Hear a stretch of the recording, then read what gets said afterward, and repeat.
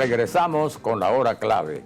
Recordamos que pueden interactuar con nosotros a través de la etiqueta numeral hora clave. Y le damos la bienvenida a nuestro invitado Milos Alcalá. Y Milos es reconocido dirigente político, además diplomático, con una gran experiencia en el servicio exterior del país y actualmente presidente del espacio Ana Frank. Bienvenido. Muchas gracias. Muchas Mira, gracias por la invitación. este día que llaman Día Internacional para la Convivencia en Paz, eso fue instituido en el 2017 por las Naciones Unidas porque ha sido siempre, tú lo sabes mejor que nadie, un objetivo de Naciones Unidas después de la Segunda Guerra Mundial, buscar que las próximas generaciones pudiéramos vivir en paz. Sin embargo, hoy, más que nunca yo creo, hay conflicto por todos lados.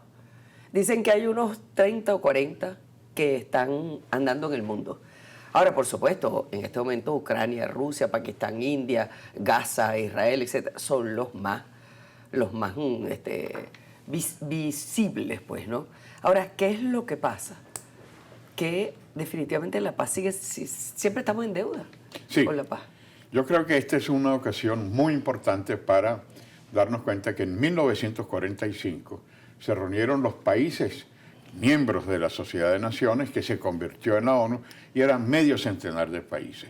Ahí hubo un proceso de transformación mundial, y hoy en día las Naciones Unidas está diseñada para 193 países, es decir, hubo una irrupción a través de la descolonización, a través de la independencia en África, en el Caribe, en Asia, que cambió radicalmente la composición del equilibrio planetario. Ese es el primer punto, ¿no? Entonces, 80 años después, hay una serie de conflictos en los cuales los dos elementos fundamentales del 45, que es la paz y la seguridad internacional, han quedado en buena medida resquebrajados. Bueno, y hablando de seguridad, ahora tenemos encima también hasta una amenaza de conflicto nuclear. De conflicto nuclear. Tenemos, en este momento, señalabas tú, el conflicto entre Pakistán y la India, que pueden arrastrar a aliados del uno y del otro, pero con la componente que ambos son países con armas nucleares.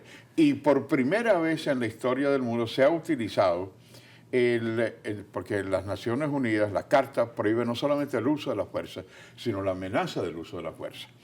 Y Rusia ha hecho en un par de ocasiones la amenaza del uso de la fuerza nuclear. Eso es algo horrible, que nunca, es decir, ha habido como una especie de equilibrio de poderes nucleares, pero el amenazarlo en un conflicto sería catastrófico. Yo creo que eso es la primera vez que ha ocurrido, ¿no? Es la primera vez, y hay el otro elemento que es que en el 45 se prohíbe el uso de la fuerza.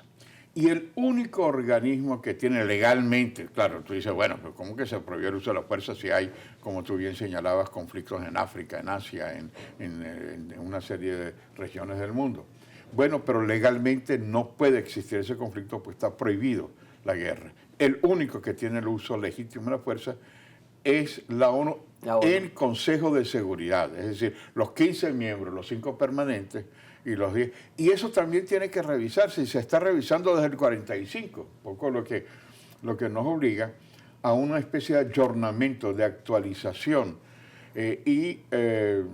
Lo comentaba con Manuel Felipe en el inicio, la paz no es solamente la ausencia de guerra, sino que el mundo hoy no es ya la confrontación este-oeste, capitalismo-comunismo, ni norte-sur, países desarrollados, sino que es la búsqueda de lo que acertadamente se firmó en esta Asamblea General, el Pacto del Futuro. ¿Qué es el Pacto del Futuro?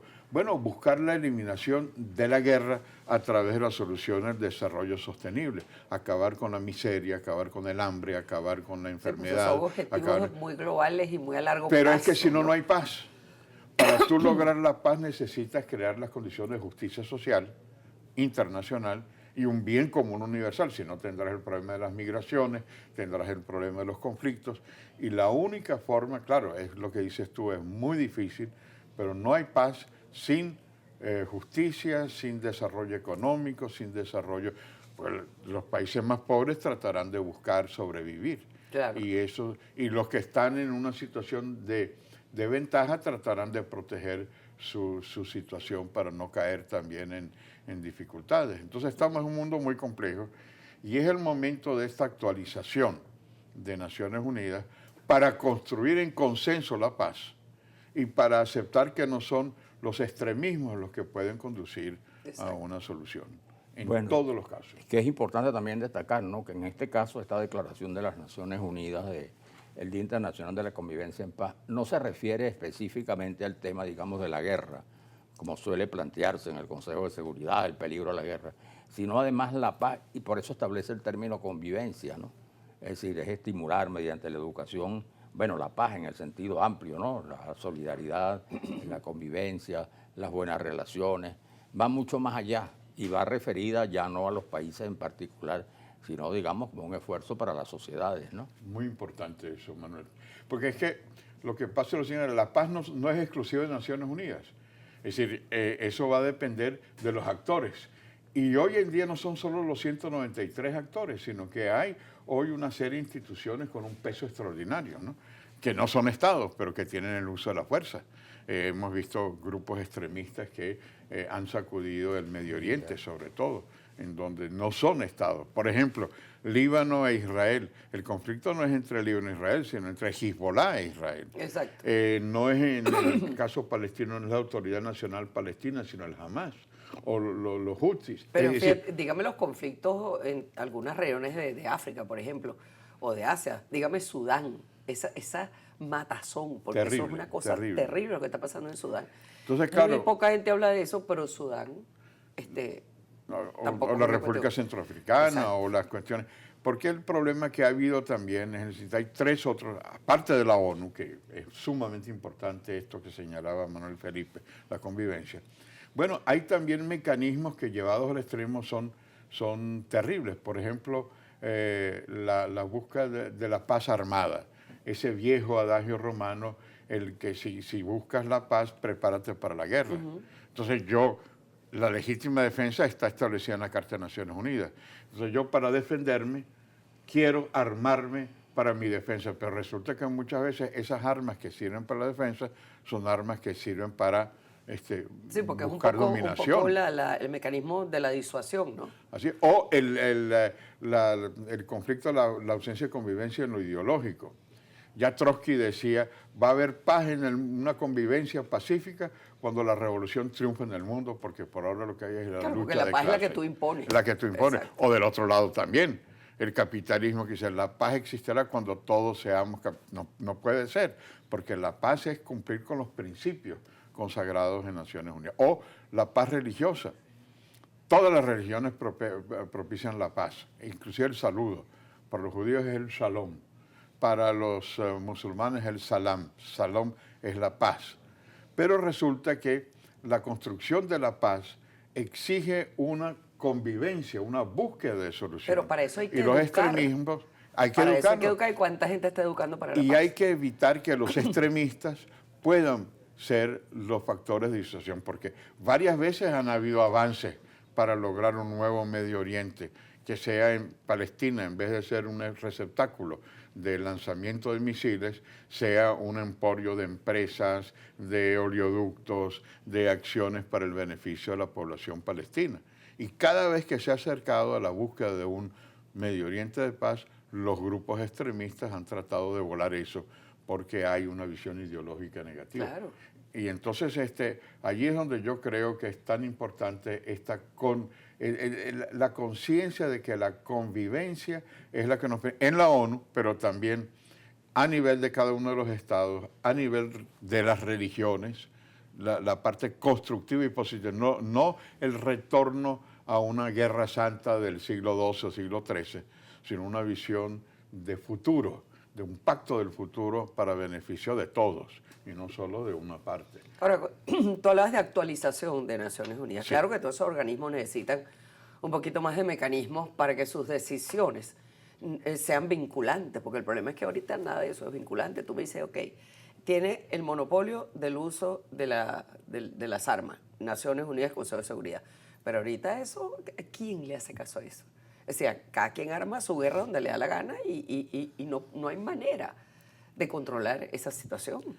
Mira, evidentemente la ONU tiene hoy la misma falla que tuvo la Sociedad de Naciones después del Tratado previa, de ¿no? Versalles, La la previa. Es decir, que estaba en Ginebra, la sede en Ginebra, porque no logró evitar el conflicto, la prepotencia nazi y todo lo que le costó a Europa y al mundo en la Segunda Guerra Mundial. Entonces nace una nueva estructura. Ahora, hay una evolución desde el derecho de gentes, desde la época de Fray Bartolomé de las Casas, desde la Paz de Westfalia, desde las reuniones de cada vez mejor, pero insuficiente. La Paz de Versalles, la que se estableció en el Tratado de Versalles después de la Primera Guerra Mundial, pero tuvo una serie de errores. Y hoy en día San Francisco, que es donde se firmó la Carta de las Naciones Unidas, dio una gran esperanza. En el 45 te dijeron, nunca más. Pero no 80 más años, ¿no? Pero En son 80 años ha permitido Son eso. 80 Y el mundo años. ha cambiado en estos 80 años. Y hay nuevos actores nacionales y además nuevos actores de una realidad del derecho internacional que antes no existía. Y nuevas La sociedad armas. civil, Y nuevas armas. una sociedad civil activa, una diplomacia parlamentaria, una diplomacia sindical, una diplomacia mediática. Es decir, hay una serie de nuevos actores que tú no puedes dejar de lado. Entonces, ¿cómo construir ese nuevo rompecabezas? Ese es un reto, no es fácil. Claro. Mili, ¿cómo ves tú esa situación que hay ahorita donde se ha destapado en vista de las relaciones Trump-Putin, etcétera, que se ha destapado ahora en Europa de armarse? Es decir, que en el mundo está creciendo el armamentismo en lugar de estarse moderando, ¿no? Sí, yo creo que hay, como en todo, dos ópticas que hay que realizar. En buena medida, Europa se sentía cómoda con tener un socio importantísimo en la OTAN, que es los Estados Unidos. Y los Estados Unidos estaba dispuesto a ser el chico de la película, en el sentido de que También estaba... Y eso le servía muy también. contento porque eran el policía del mundo. Bueno, pero resulta que con la nueva visión internacional, los europeos se han dado cuenta que para mantener la seguridad europea es necesario definir una estrategia europea, lo que no significa no trabajar en algunos temas con los Estados Unidos o con América Latina. La posición, por ejemplo, entre Macron y el nuevo canciller alemán de abrirse hacia Mercosur es importante porque es buscar nuevas relaciones Y a con fin de otras cuentas son regiones. Occidente. Y es Occidente, pero entonces hay una nueva realidad que si Europa quiere, y con toda razón, la presencia rusa en Europa, sobre todo en países fronterizos, Polonia, Lituania, Estonia, es mucho más grave que la que puede haber en Los Ángeles, ¿no? Claro. Entonces hay como una especie de nuevo rol de la estrategia de defensa europea. Y eso es bueno, es sano, siempre y cuando no sea el conflicto, sino la convivencia, la búsqueda de la convivencia, y tendrán algunos objetivos comunes, basados en principios y en valores, pero también la búsqueda de una solución para todos. Entonces es una nueva realidad. Puede ser negativa si se toma como una visión, ¿no? Aquí lo que vale es lo que diga la Unión Europea, los Estados Unidos o Rusia o China, sino que tenemos que tener el arte de la diplomacia, el arte de buscar una solución. Bueno, ojalá se común rescate ese para arte, todos. porque eso es lo que ha faltado últimamente. Ese Todo es lo que ha nuestro pasado la reto. gente lo ve como un fracaso de la diplomacia, ¿no? Eso es lo que tenemos que rescatar, y la diplomacia no puede hacerse por Twitter ni por impulsos Exacto.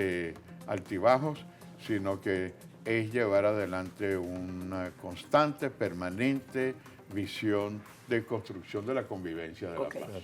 Bueno, Milo, muchas gracias por Muchas haber gracias, venido. Milo. Muchas gracias a ustedes. Estamos muy contentos de haber hablado sobre esto contigo, porque realmente preocupa. A fin de cuentas, todos estamos metidos en este mismo barco. Es así. Bueno, vamos a la pausa y ya regresamos.